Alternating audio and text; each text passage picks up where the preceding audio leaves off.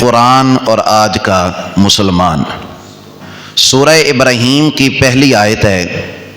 اللہ کریم نے ارشاد فرمایا الف لام را کتاب انزلناہ الیک لتخرج الناس من الظلمات الی النور۔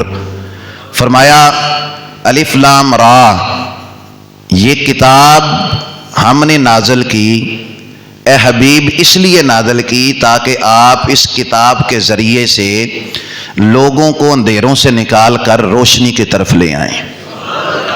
اے حبیب صلی اللہ تعالیٰ علیہ وسلم، کتاب انزلناہ، یہ کتاب ہم نے نازل کی کس لیے؟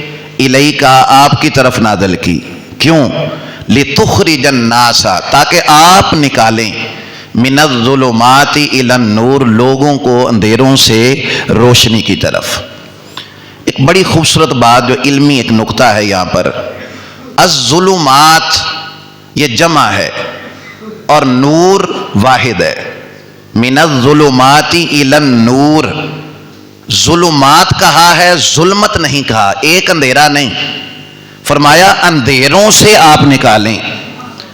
روشنی ایک ہی ہے، نور ایک ہی ہے، وہ قرآن۔ روشنی ایک، اندھیرے بہت سارے ہیں۔ ظلم کا اندھیرا، جبر کا اندھیرا، جہالت کا اندھیرا، بغض و کینہ حسد کا اندھیرا۔ فرمایا دنیا کے جتنے بھی اندھیرے ہیں نا، ان سارے اندھیروں سے نکلنے کے لیے ایک نور کافی ہے جس کو قرآن کہتے ہیں۔